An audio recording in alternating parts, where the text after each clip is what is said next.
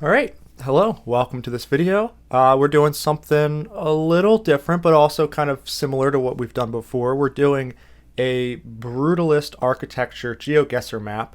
This is going to be a little bit more on the educational side. I'm going to talk to you guys about what brutalism and brutalist architecture is, how brutalism came to exist, how you can identify it, why it's kind of so divisive in the architecture circles as well as just with lay people, and why understanding brutalism and what's going on with it currently really matters. So I say we just jump right in and we do this brutalist architecture map, which was designed by Geoguessr, so shout out him, and shout out Geowizard who made a video using this map, and it kind of gave me the inspiration to build on that a little bit and really explain to you guys, what is going on here. So we'll do, let's see, no move, infinite time, that's fine.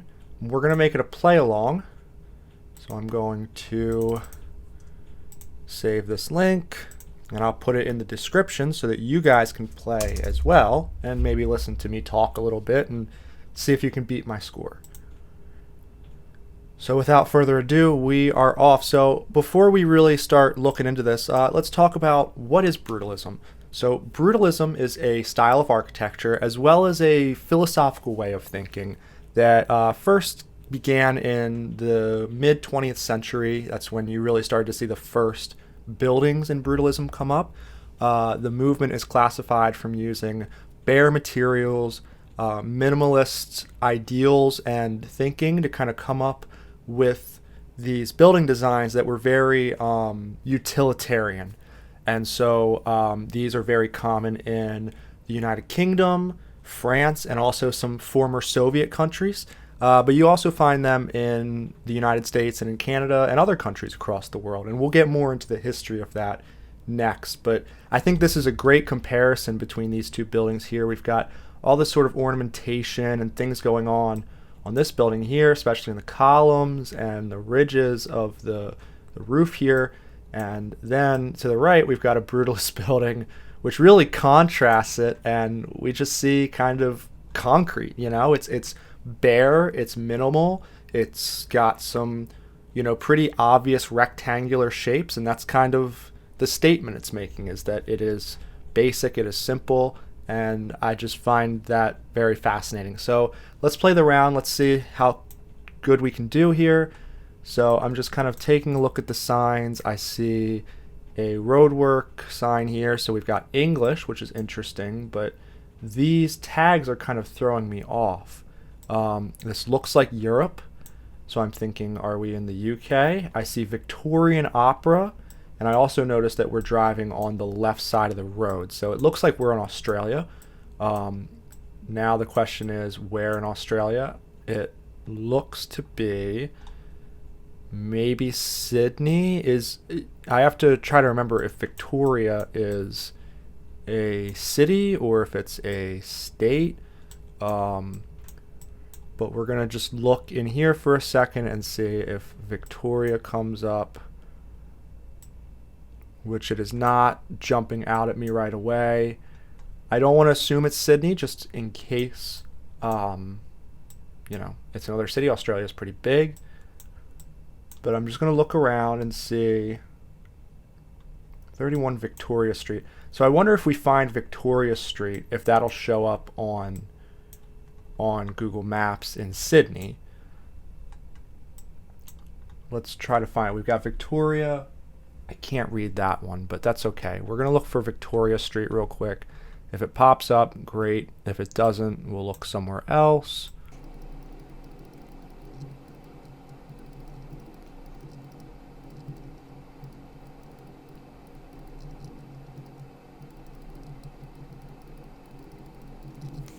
Okay, I'm not seeing it in Sydney. So let's try looking at Canberra real quick, if it shows up. Actually, no, I don't want to look there.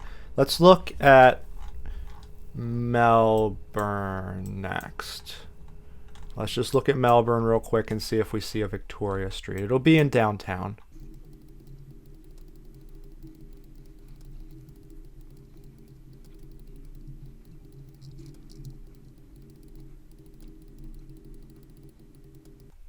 Okay, Victoria Street. So I found it. So it is Melbourne. Glad I looked into that. I don't know what street this is here. So we've got downtown to the west. Um, so it would make sense if we were this way a little bit. There's a state library. Let's see what this building is that we're looking at. Says employee union something. I'm not really sure what. I don't recognize it right away. Doesn't look like we're near the gardens. But it wouldn't surprise me if we were near this university here. That's a very common thing with universities, is having brutalism ingrained in it. I'm going to go with there. Let's find out. Oh, it's the next block down. That's fine. We're not going to be a perfect score, but I think I'm okay with that. So let's take a look at what we were looking at. It looks like it was, let's see, what building is this?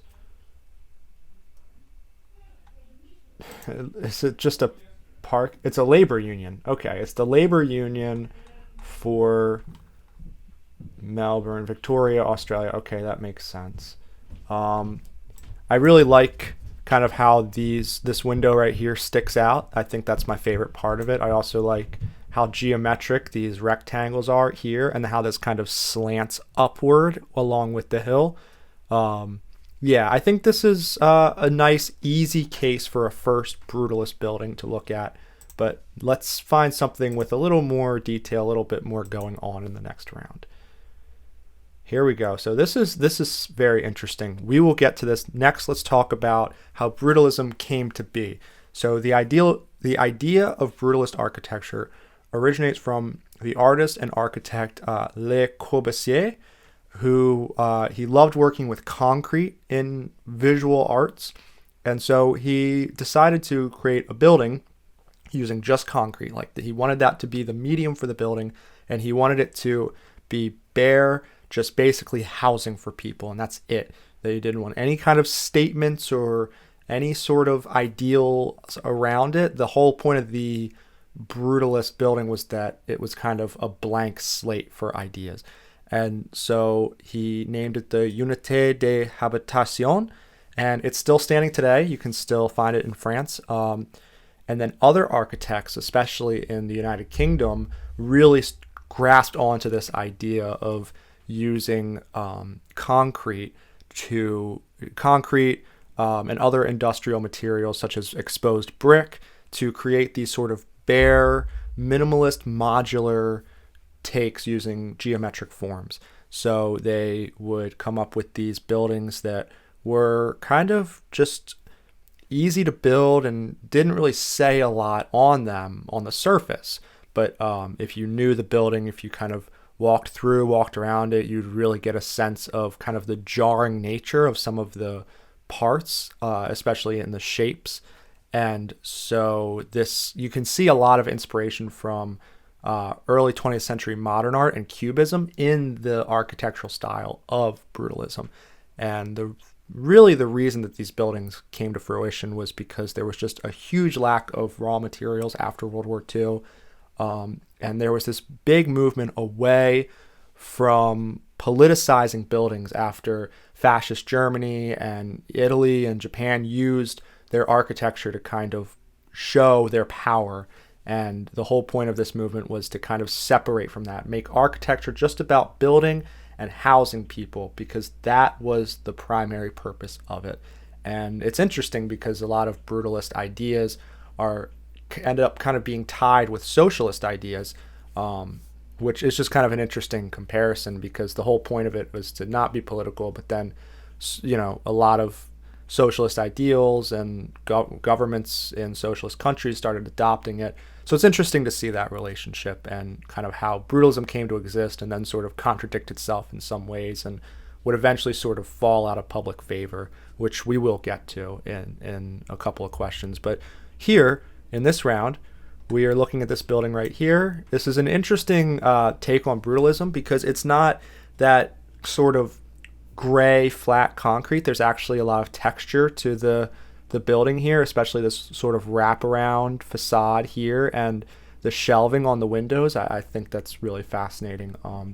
I like these columns here, how they sort of push it out, and the triangular shapes of the roof here, how they all sort of come together, and they almost look like mountains to me. It's like reminds me of snow-capped mountains, which I think is a really cool design and appeals to me particularly. So if we're looking at where we're at, we're on 9th Street, 9th and P. Okay, so just looking at this, I'm definitely thinking the United States. It could be Canada, but I think it's going to be the United States. It is California, the Unity Center. So we need 9th and P in a city in California near the Unity Center. It seems like there's a major plaza here. I'm definitely thinking more Northern California. I'm getting the idea that this might be Sacramento or Oakland, San Francisco, but I want to look at Sacramento first. I want to look for 9th and P in Sacramento. It's just kind of a gut feeling that I have. It seems like the place. And sure enough, I see P and I see 9th right here. So 9th and P, so we should be right there. And there you go. That's perfect. So very interesting building. Let's find out what that building was. So it's actually the California Energy Commission, which is very interesting because the Department of Energy in the federal building in DC is also a very famous brutalist design. But I think this is a really cool, interesting building and how it's laid out. I find the shapes, the geometric patterns and the shelving, especially on the windows, to be super fascinating, almost like that shutter sort of design that you see in the windows here. I really, really like that. I think this is a cool building, but it's not exactly the first building I would think of when I think of brutalist architecture. So let's see if we find something a little more stereotypical brutalism. Here we go. So this is interesting. So this, we really just see that bare facade, that sort of flat, not a lot to it. I do find the graffiti very interesting, but we'll come back to the building. Let's talk about how you can identify brutalist architecture. And I think the first thing you should ask yourself, if you're wondering if a building is a brutalist building, is what message is trying to be communicated by the building? Because the main thing that brutalism wants to communicate is that the building is not supposed to be any sort of statement. It is supposed to be utilitarian. It is supposed to only exist to allow people to have a place to be. And a lot of them are monstrous. They're very, very large, and they are meant to kind of be statements of non-statement, if that makes sense. And if you kind of focus on the details here for a second, you see that there's both not a lot going on and simultaneously a lot happening here. And so I really love that brutalism kind of takes a flat canvas and sort of just picks at it a little bit. But it's still, its primary purpose is to just exist and be there for people who need it.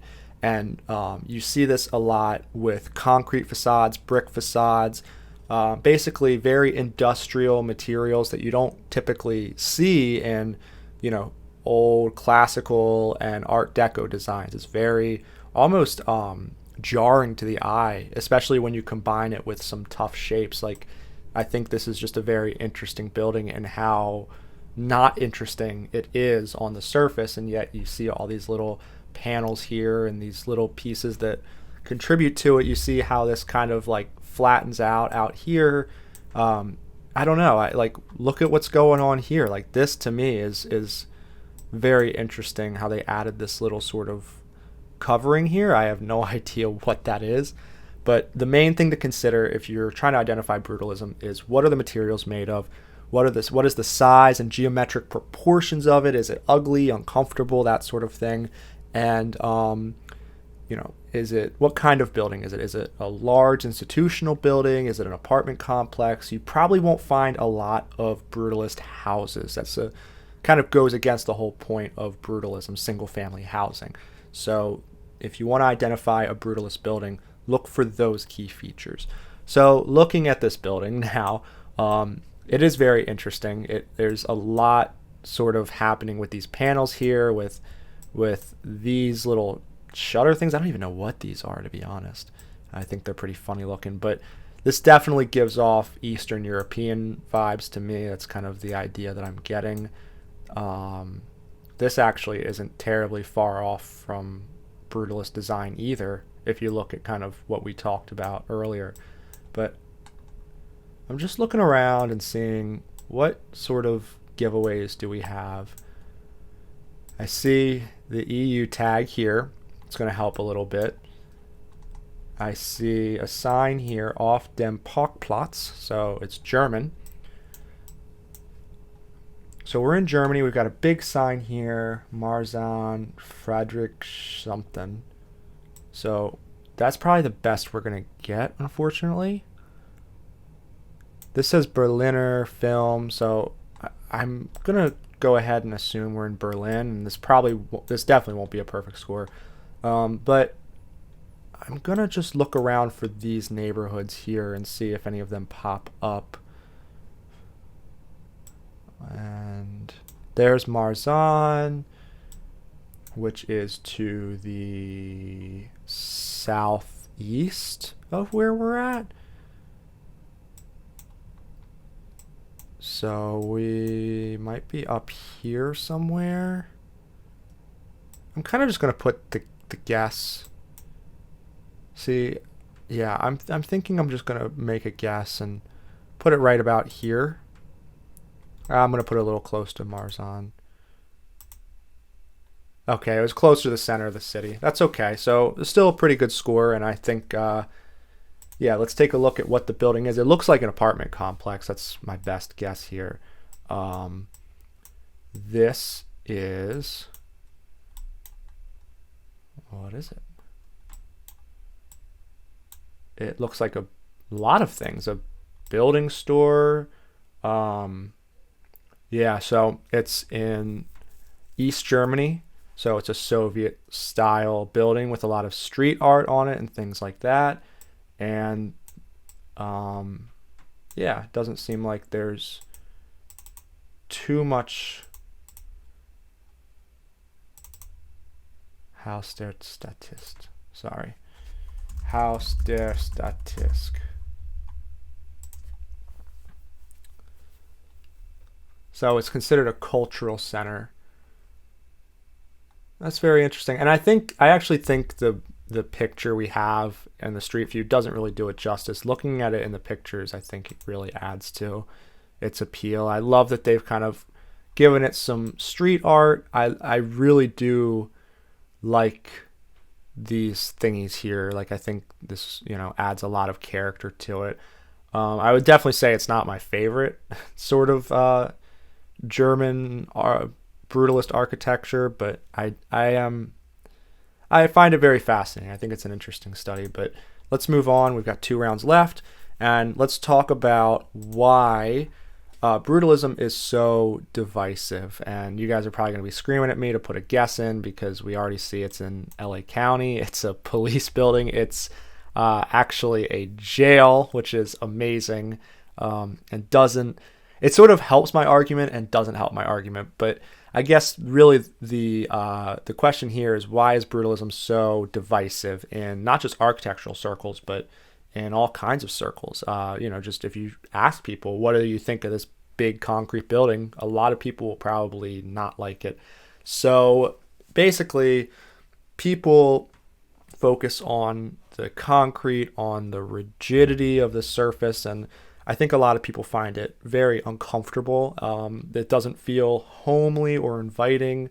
It can feel a little cold when you first see it or try to enter the building.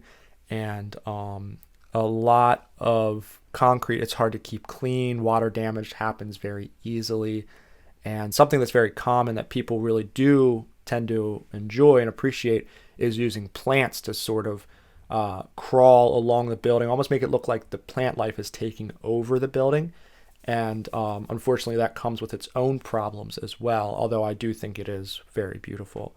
So people look at these sort of piles of concrete or piles of brick and they're kind of lack of statement, lack of really beauty in the traditional sense, and they associate it with things like, prisons or jails. Also things like the Soviet era, kind of the cheap buildup of those apartments and complexes. And so, concrete can come across as just a very cheap and drab material, but I think it does have a lot of character and makes a really impactful statement in sort of the design of what the building is trying to portray, what it's trying to be.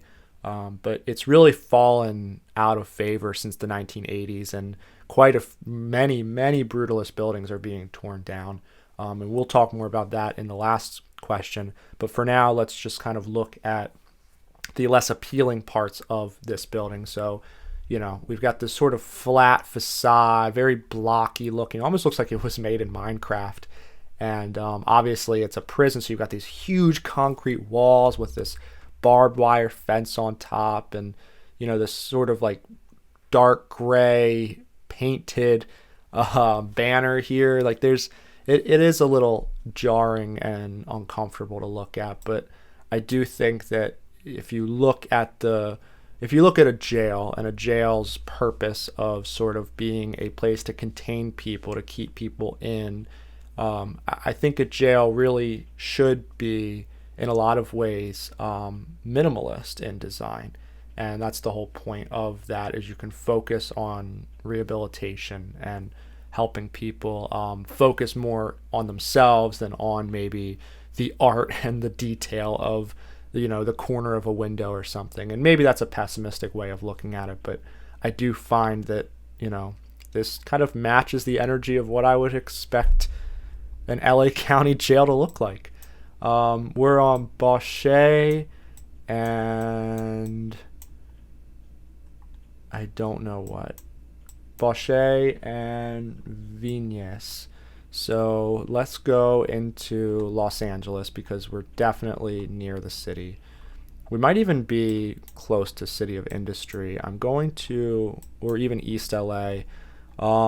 Let's look at East LA first. Vignes.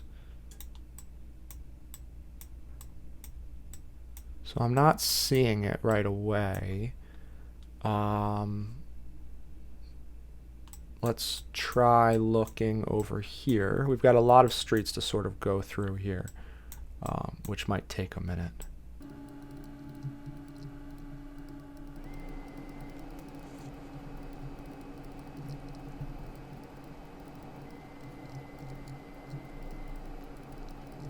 So what I'm thinking about doing is just putting a guess kind of here in central LA and hoping that I'm not too far off, because neither street is really popping out at me. So that's kind of what I'm thinking, like somewhere up here maybe. I don't think it's going to be super close to Hollywood. I actually think it's going to be a little further south, but I'm trying to avoid the numbered streets, because I think the numbered streets would indicate that it's not near there. So I think I'm just going to go over here right towards the center and hope that I'm not too far off. Oh man, it was just right up here. That's, I mean, 1.5 miles. I'll take that. I'm fine with that. So let's talk about the very last thing with our very last building, which I think is an excellent example of brutalism. And that is, why is it so important to talk about brutalism and understand it? So brutalism, as we mentioned, is very divisive. It is something that some people really value and appreciate, and some people cannot stand. They think that it's an eyesore. They think it ruins cities and it ruins towns. And I think there are examples of places where brutalist architecture doesn't belong, and that's okay. That is okay. You don't want a classic Roman building in the middle of nowhere in some small town in Tennessee. That's, not everybody's going to want that, and that's okay.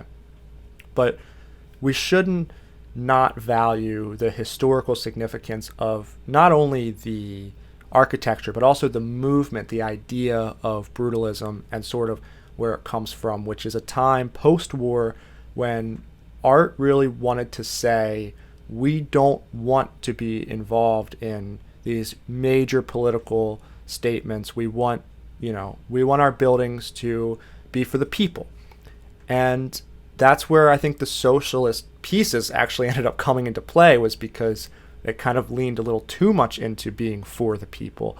But what I really do love about brutalism is that it is made to be what it says it's going to be, which is a place for people to reside, for people to work, for people to be in and exist as they need. And you can add more to it. It's sort of like a blank slate of a building or a design, and the geometrical figures and everything that goes into it, that minimalism, to me just feels so beautiful. The problem is that a lot of brutalist buildings are being torn down because they fall in this awkward period of history where they're not quite new enough that they're considered in good shape and they're being taken care of. So you would think, okay, they're considered historical buildings. Well, no, because they were built in the 50s and 60s, which is kind of in this awkward period where it's not exactly historic, but it's not new and kept up either. So a lot of brutalist buildings are just being torn down, and they're being presented as sort of eyesores for a town or a city. And in some cases they can be, but in some cases they are very significant pieces of history. And I think that it is worth preserving a lot of these pieces. If I were an architect who came up with this idea and put this, in a city, it would probably be heartbreaking to see it get torn down many years later. And maybe if we're tearing something down, we can reconsider other uses for it, or even, redesign if need be. But I think just removing the building altogether is kind of a sad end, and it's a very common end in brutalism. And luckily, we're seeing a comeback of the movement. Neo-brutalism has really taken form, and I'm very excited to see where that goes. I don't want every building to be a brutalist building, and there are some brutalist buildings that I don't really care for, but I do like the general concept and idea of brutalism. I look for brutalist standouts when I travel because I find just the shapes and the design and ideas behind these buildings to be very fascinating, very relatable, especially as we're in an era where sort of everything is politicized, everything is made to be divisive, and I think it's nice to have a building design that is just the essentials. And I think that's how I would classify brutalism, as the essentials. So last round, let's get into it. We have a good run going here. These sort of shapes along the building here, along where some are windows and some are not, I think is just fascinating. I find this incredibly gorgeous. I really like this building, especially this column work here. I'm really curious to see what this building is going to be. It looks like we're in the UK. That's not surprising. It's a very common place to find brutalist architecture. I didn't even notice this little bit jumping out right here. Wow, that is so cool. So some have windows, some are covered up. I don't really know what the reasoning is behind that. It looks like they might be shutters or curtains. I can't really tell, but I mean, I would say this is actually probably my favorite of the groups that we've seen. And there's just so many subtleties here. Even this, vented garage thing here, I really, really like. I find this style to be quite beautiful. I mean, it really just stands out to me as my favorite of the bunch that we've seen today. But let's finish this off with a perfect score if possible. So this is a public space protection order, yada, yada, yada. We've got a map here. It looks like the greater London area, if I had to guess. I saw a sign back there. We'll come back to that, though. I just want to look down the street and see if there's anything that really stands out. This flag is interesting, but we can come back to that. Created Academy School. Okay, let's see what this map says. Hold on a sec. Ring Road. Okay, Newcastle. So let's pull up the Ring Road. and try to find Newcastle. So here's the ring road. I think I saw West Kingston. No, I didn't. Okay, I'm going crazy. I'm not seeing Newcastle right off the bat.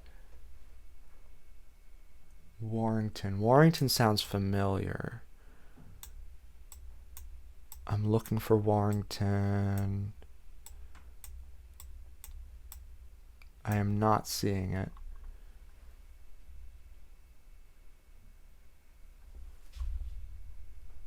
Let's find A50. Maybe that'll help. Oh wait, there's M4. I think that's one of the roads that is on that sign. So we've got the M4. I see. Oh no, that's not the one I was looking for. Okay, never mind. I keep seeing W's and I keep getting excited, but no. M4. So do we have anything around here?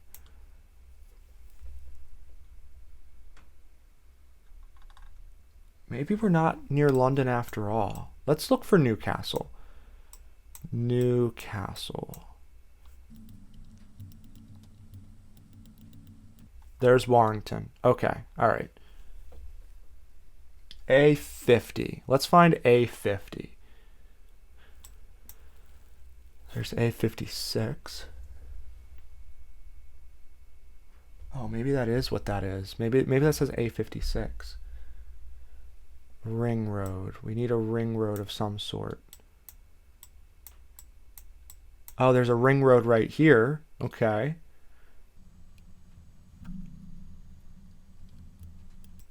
I'm thinking go near Warrington.